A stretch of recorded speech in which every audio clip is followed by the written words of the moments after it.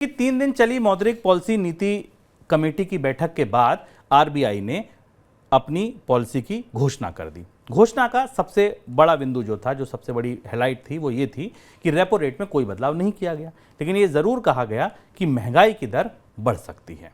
Reserve bank ने फिलहाल repo rate को 6.5% पर स्थिर रखा। जून तिमाही के लिए महंगाई दर के अनुमान में 100 बेसिस पॉइंट की बढ़ोतरी कर दी। जी हां, जून में यह माना कि 5.2% से बढ़ाकर इसे 6.2% कर दिया गया।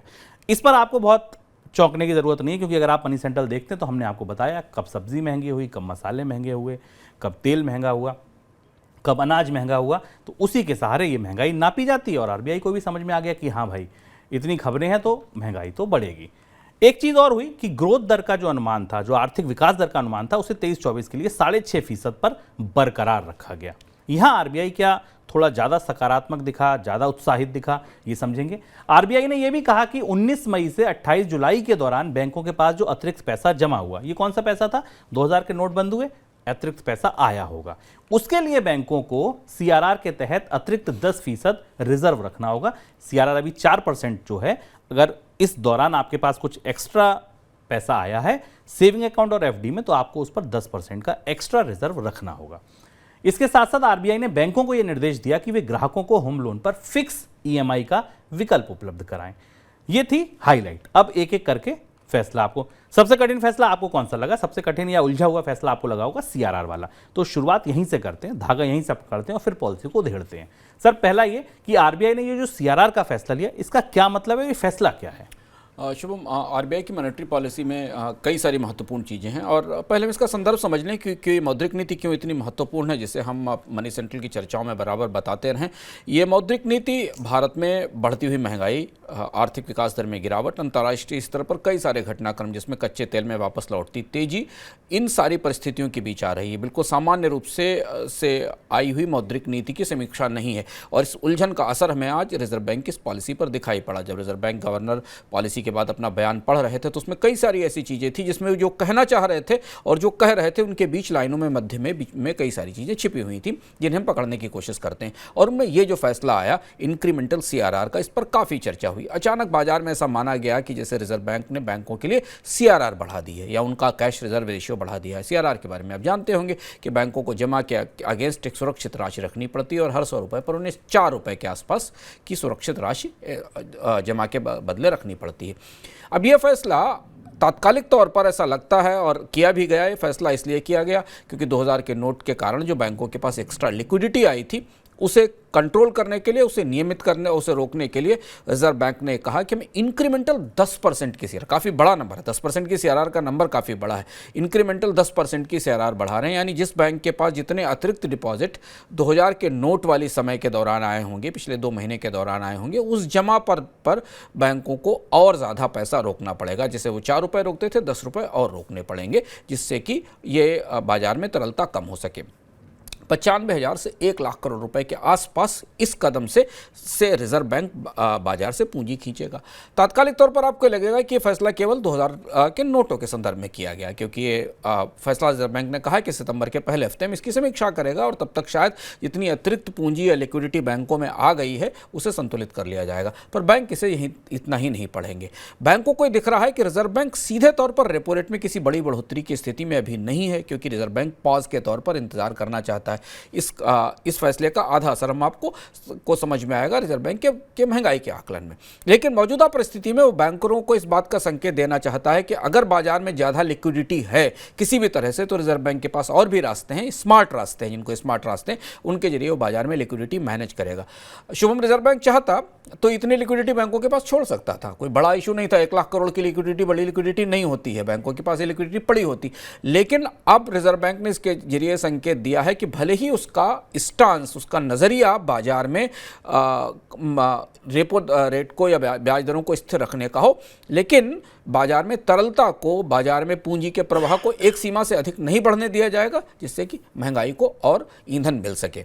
ब्याज दरों पर इसका तात्कालिक तौर पर कोई बड़ा असर पड़ेगा, इसकी संभावना नहीं है, लेकिन लंबे समय में ब्याज दरें कम नहीं होंगी, इस बात की पूरी संभावना है। इससे ये संकेत रिजर्व बैंक ने जरूर दे दिया कि अगर बैंक के चाहे बैंक ब्याज दरें कम करने की उम्मीद छोड़ दें, बल्कि हम आपको आपको लगातार बता रहे हैं कि भारत में कई प्रमुख बैंकों ने अपनी ब्याज दरों में बढ़ोतरी भी शुरू कर दी है, क्योंकि उनकी कॉस्ट ऑफ लेंडिंग जिसको MCLR कहते हैं उसमें बढ़ोतरी भी हो रही है।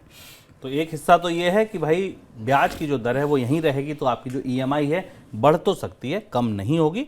दूसरा हिस्सा ये है कि अगर FD करा रखी है और उसका ब्याज का आप आनंद ले रहे हैं तो अभी लंबे समय तक ले सकते हैं। आगे बढ़ते हैं। दूसरा फैसला महंगाई को आपने भी रेखांकित किया। महंगाई के आंकड़े में आपने कहा कुछ छुपा हुआ है, क्या छुपा हुआ है, क्या ये आकलन बता रहा है? रिजर्व बैंक ने महंगाई के अपने आकलन में दो तरीके की बातें कही और दोनों बातें लगभग महंगाई रिजर्व बैंक की मौद्रिक नीति की पिछली समीक्षा से बिल्कुल अलग थी और चौंकाने वाली थी कई तरह से। पहली चीज तो रिजर्व बैंक ने कहा कि भाई जुलाई अगस्त सितंबर तैयार हो जाइए, पीठ मजबूत कर लीजिए। एक तरफ वो सरकार से भी कहा और आम लोगों से कहा भारी महंगाई आने वाली अगले 3 महीने में। सब कुछ ऐसा हो रहा है पूरे सिस्टम में जो महंगाई को बढ़ाएगा। सब्जियों की कीमत बढ़ रही है, अनाज की कीमत बढ़ रही है, एल नीनो का असर है, मानसून ने सब इधर उधर तितर बितर अस्त व्यस्त कर दिया है और रिजर्व बैंक ने खुद माना है कि अगली तिमाही में महंगाई की दर उसके सहनीय स्तर से ऊपर निकल जाएगी, यानी 6% से ऊपर पहुंच जाएगी। तो महंगाई 3 महीने का खेल तो है नहीं, महंगाई अगर आएगी तो थोड़ा लंबे समय तक रहेगी। पर रिजर्व बैंक एकदम महंगाई बढ़ने की भविष्यवाणी भी नहीं कर सकता था। तो रिजर्व बैंक ने तात्कालिक तौर पर छोटी अवधि में अगली तिमाही के लिए महंगाई में तेज बढ़ोतरी की भविष्यवाणी की, लेकिन पूरे साल के लिए माना कि महंगाई 6% से नीचे रहेगी। हालांकि इस ऑब्जर्वेशन को, इस आकलन को थोड़ा एक चुटकी नमक के साथ निगलिएगा, क्योंकि अगर रिजर्व बैंक की पूरी मौद्रिक नीति की भाषा को पढ़िए और समीक्षा को पढ़िए तो महंगाई के मोर्चे पर रिजर्व बैंक को लगातार बनती हुई चुनौतियां दिखाई दे रही हैं, जिसमें बहुत सारे तर्क इधर उधर दिए गए हैं। ये बताया गया कच्चे तेल की कीमतों में दोबारा बढ़ोतरी हो रही, करीब $87 के आसपास का एवरेज अगस्त का रेट है जो हमें दिख रहा है बाजार में। ये भी माना गया कि सरकार अभी रिजर्व बैंक के समझ नहीं पा रहा है कि मानसून का असर किस तरीके से होगा। गेहूं के बारे में हम आपको बताएंगे कि गेहूं की को लेकर सरकार किस तरह दबाव में है। तो महंगाई के मोर्चे पर रिजर्व बैंक ने अपने पूरे लंबे समय के जो आकलन है 2024 का, उसमें मामूली बढ़ोतरी की है और तिमाही आधार पर रिजर्व बैंक के मान रहा है कि इसके तिमाही में और इसके अगली तिमाही में दोनों में 6% के आसपास की महंगाई दर रहेगी।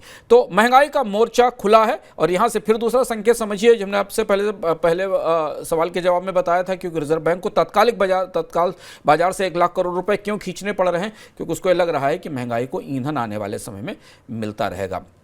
और ये खबर सरकार के लिए आमतौर पर अच्छी नहीं है जो रिजर्व बैंक की पॉलिसी से निकल कर आती है। ये अगला साल, अगले 6 महीने और उसके बाद के 6 महीने चुनाव के महीने, और इन महीनों में महंगाई का दबाव ऊंचा रहेगा अर्थव्यवस्था में। रिजर्व बैंक ने लगभग ऐसी बात संकेतों में कहने की कोशिश की है। सर, विकास दर का अनुमान बरकरार रखा, महंगाई बढ़ाई लेकिन विकास दर ये बोला कि 6.5 पे बरकरार रहेगी। कितना सटीक, कितना पुख्ता, कितना मजबूत लगता है आपको ये आकलन? अब तीसरा सवाल, मौद्रिक पॉलिसी का तीसरा हिस्सा या तीसरा कमरा होता है जहां रिजर्व बैंक हाथ में दो बॉल्स लेकर संतुलन बनाने की कोशिश करता है, जिसको कि हम आमतौर पर इकोनॉमी की भाषा में ग्रोथ और इन्फ्लेशन का डायनेमिक्स कहते हैं, कि एक हाथ से वो महंगाई संभालता है, दूसरे हाथ से ग्रोथ संभालता है। रिजर्व बैंक ने फिलहाल अपने जिस आकलन को प्रस्तुत किया वो 6.5% का है इस साल के लिए, 2024 के वित्त वर्ष के लिए। बड़ी बढ़ोतरी नहीं है, पर यह आकलन मौजूदा परिस्थिति में थोड़ा सा आशावादी या उम्मीदों भरा लगता है। भारत की आर्थिक विकास दर 7% से नीचे रहेगी, लेकिन जो मौजूदा परिस्थिति है, अभी की महंगाई की स्थिति है, उसमें 6.5% के आकलन में आने वाले समय में संशोधन हो सकता है। रिजर्व बैंक का मानना है कि घरेलू अर्थव्यवस्था में मांग की तरफ से चीज़ें थोड़ी बेहतर हो रही हैं, लेकिन ग्रामीण अर्थव्यवस्था में स्ट्रेस और दबाव मौजूद है। बहुत कुछ इस बात पर निर्भर करेगा कि त्योहारी सीजन आने वाला, त्योहारी सीजन कैसे परफॉर्म करता है और वहाँ पर मांग की परिस्थिति क्या दिखती है। ग्रामीण इलाकों से दबाव बना हुआ है। जो इन्फ्लेशन और ग्रोथ का डायनेमिक्स है, उसमें 2 बड़े फैक्टर हैं जो शायद सीधे प्रभावित करेंगे। उसमें कच्चे तेल की कीमत अगर $90 से ऊपर निकलती है तो ये पूरा गणित फिर और ज़्यादा गड़बड़ाएगा और महंगाई की दर ऊपर जाएगी, जिससे कि ग्रोथ पर असर पड़ेगा। लेकिन फिलहाल इस साल ग्रोथ के मोर्चे पर कोई बड़ा चमत्कार होने की संभावना नहीं है। भारत के आर्थिक विकास दर में कोई बड़ा चमत्कार नहीं होगा। 6 से 6.5% के आसपास की आर्थिक विकास दर 2024 में रहेगी। रिजर्व बैंक ने साल की शुरुआत में जो अपनी मौद्रिक समीक्षा दी उसमें ये बात बता दी है। देखना होगा कि रिजर्व बैंक ने यह भी कहा है अपने आकलन में कि अगले क्वार्टर में आपको आर्थिक विकास दर में थोड़ी तेजी दिखाई दे सकती, लेकिन बाद के क्वार्टर्स में ढलान आएगी। अगली तिमाही में और आखिरी तिमाही तक के आर्थिक विकास दर क्वार्टर एंड क्वार्टर आधार पर, तिमाही आधार पर थोड़ी नीचे जाती दिखाई देगी। सर अब आखिरी सवाल, जो होम लोन वाले हैं उनके लिए राहत की खबर कैसे पढ़ी जाए?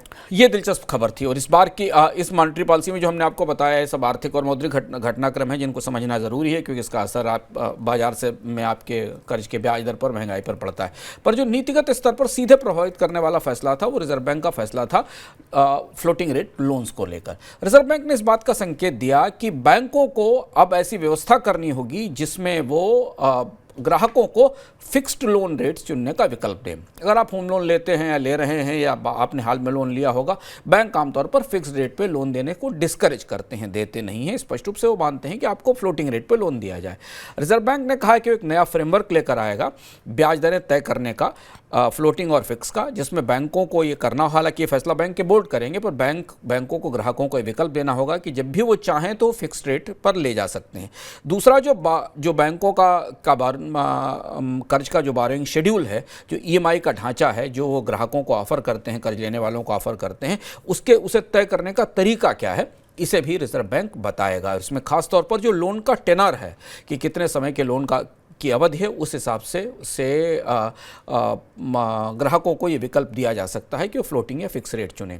और दूसरी चीज़ ये कि अगर ब्याज दरें बढ़ रही हैं तो बैंक क्या बढ़ाएं, आपकी किश्त बढ़ाएं या आपकी अवधि बढ़ाएं, लोन का टेन्योर बढ़ाएं, इस पर भी थोड़ी स्पष्टता और क्लैरिटी की ज़रूरत है। तो ये सारी चीज़ें रिजर्व बैंक की पॉलिसी में है, लेकिन इनके नियम बनेंगे, इनका फ्रेमवर्क आएगा, इनके गाइडलाइंस आएंगी। लेकिन जो सवाल हमारे आपके दिमाग में शुभ हमेशा आते हैं कि बैंक अपने मन से कैसे फैसला कर लेता है टेन्योर बढ़ाने का, किस्त बढ़ाने का, क्या बैंक हमको फिक्स रेट पे लोन क्यों नहीं देता, क्यों हमें फ्लोटिंग रेट पे ही लोन देना चाहता है, इन सारे सवालों की आवाज़ लगता है रिजर्व बैंक तक पहुंच गई है।